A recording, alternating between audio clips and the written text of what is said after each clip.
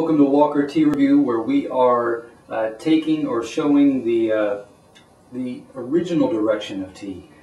People went to teas, as the story goes, the legend says that Shen Nong, the emperor, one of the first kind of inventor of tea in China, the tea leaves fell down into his water, and that was the beginning of a beautiful connection between those basic elements of nature, the tea leaf, water, and our senses. So that's what we're doing here. We're going back to the original roots of the tea, find out what a tea really is all about without anything added to it. We've got a tea here from Rishi Tea, and Rishi is also known for purity. A lot of their teas are USDA organic. This one is an organic Wuyi tea from China. Let's go ahead and get this one started. We've got our very basic, again, simplistic in our form, basic Chinese gaiwan here. A cup with a lid, a bowl really with a lid. Our tea kettle. Water's been brought to a boil and cooling here for just a few seconds as I've been talking. And a regular old cheap teaspoon. And you see that spoon, the leaves are hanging off the side here.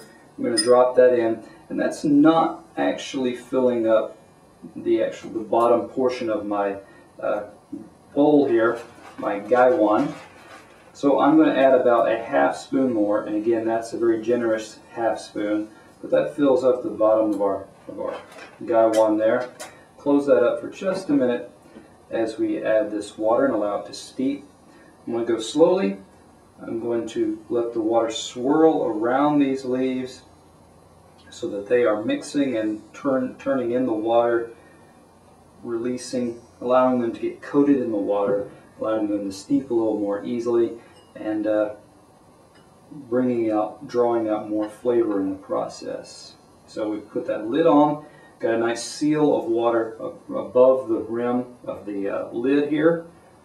So we're going to slide that over ever so gently, because we're going to let that sit for a minute, let it steep, do it, and work its magic as we kind of introduce this tea. This, as we said, is from Rishi Tea. This is their organic Wuyi oolong tea. This is from Fujian province in China. That's the base of the original origin of this kind of tea. What else can we tell you? This is 1 ounce is available on Rishi's site for $3. So that's a little bit of information about this tea, where you can find it. If it's more convenient for you, scroll down below. There's a big red button, Buy This Tea. Click on that, and you'll be taken directly to Rishi's website. Let's talk a little about this tea as we look at 3 aspects of the tea tasting process. And these are traditional aspects, so that a tea grower, or a tea producer, a buyer, everyone can kind of use these 3 areas to evaluate or compare, make mental notes of how this tea really stands up. There are aspects of tea that give you a clue as to its quality by looking at dry leaf, wet leaf, and liquor. Before I get out those leaves, I'm getting a little ahead of myself because I do want to give this a smell.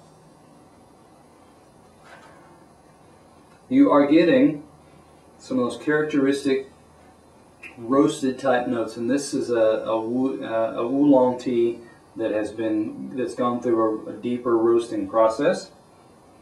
You are getting those toasted Cheerio type notes, a little bit of a caramel type sweetness in there. I also got a very brief flicker of a kind of a camphor type of note, cooling kind of aspect to it. But as you look at these leaves, they are a rich brown in color. Let me pull out just enough so that it's not falling off my spoon here. They are that kind of a bister color, rich brown, grayish brown. You're getting pieces here that are 1 inch or a little more in length, wrapped along the length of the middle vein of the leaf, kind of crinkled and rolled just like that, as if they were between your fingers like that. You're getting some smaller pieces, You do get a little bit of a lighter note here and there. These look to be like either leaf sections or whole leaves, depending on the size of them. A lot of these leaves are generally a little bit more mature than especially like your spring type of harvest. So a little bit of a larger type of leaf there. Okay. Yeah, so that really takes care of our dry leaf. We talked about those colors. One thing I did not note, and I should probably go back and mention, is the amount of gloss or sheen on these leaves can kind of give you an indication as to the oils that are contained in these leaves. And those oils are where the aromatic compounds are contained a lot of times. And these are, I would say, average, on par with other oolongs of this type of category.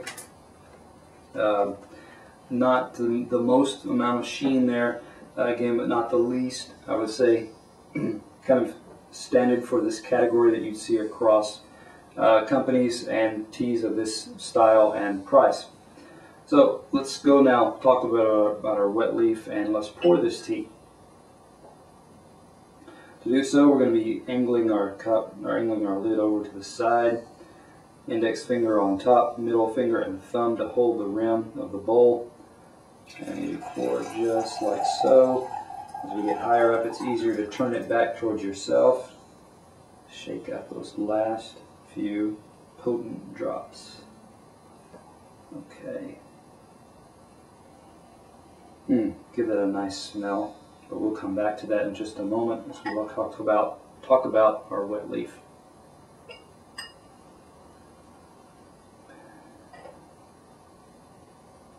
Again, something kind of sweet camphor-like in this.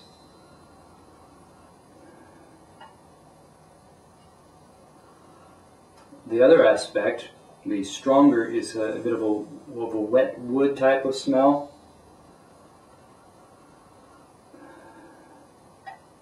There is that roasted note still present, and it's almost like a roasted peanut in the shell. It's that kind of dry roasted in the shell type, peanut shell type smell. More the shell than the actual peanut. Good toasted aspect to it. Not the most deep, rich toasted aspect, but a variety, nuanced with those three elements to it coming out. Talking about this wet leaf, they were all rolled up. The colors have changed a little bit now. You've got some more of the deeper green, olive drab type colors moving ever slightly over towards the brown color. These are thinner, more delicate leaves. They're not holding together well. They're not as much of a more mature, leathery type of leaf coming off here. Not a lot of resiliency here as far as the leaf goes. So this, I'm not convinced this would be one that you'd want to keep around and age. Like some oolongs can withstand the test of time, I'm talking about decades.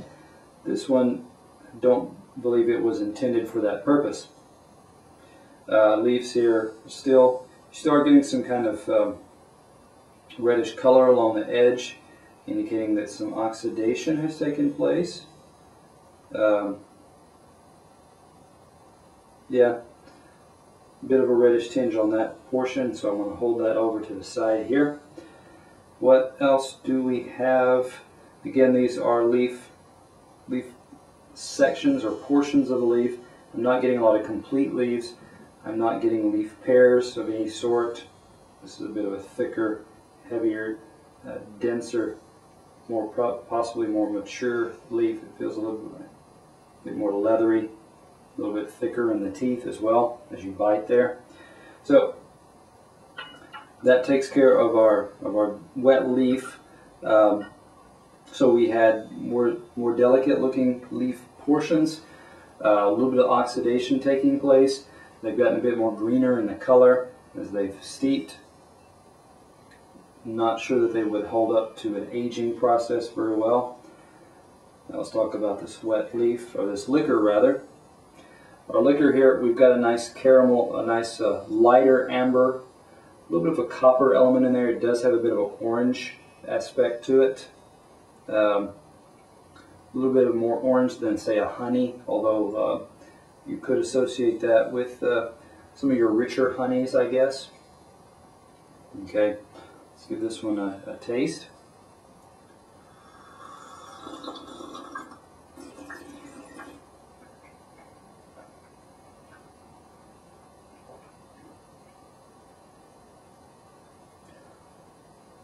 What really hits you is that is a nice, soft, gentle type of feel in the back of the mouth, and that's where this kind of toasted, smoky element kind of comes out. Less smoky, more of a toasted, again, toasted oat type of aspect.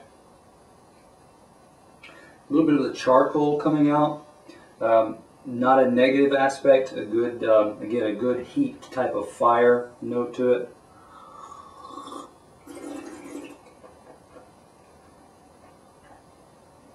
Again, there's a kind of a cooling, woody type of camphor note that hits especially towards the back. As you swallow, there's this rush of coolness there. Again, I associate with kind of a camphor type of smell or note. Again, that body, in this tasting and in previous tastings, the body does have a smoothness to it. It has a thickness feel to it. So it almost feels like there's an element of, almost like it's cottony in the mouth. So that's a nice, thick, heavy type of feel. But that hits around the back of the, actually the upper portion of the palate, and then again towards the back of the throat, back of the mouth. So that gives it a nice feel, throaty feel to it. Gives it a powdery kind of aftertaste to it as well. The aftertaste also begins to move towards a kind of gentle sweetness to it. Not a tartness, just a nice, smooth, soft type of sweetness in the back there.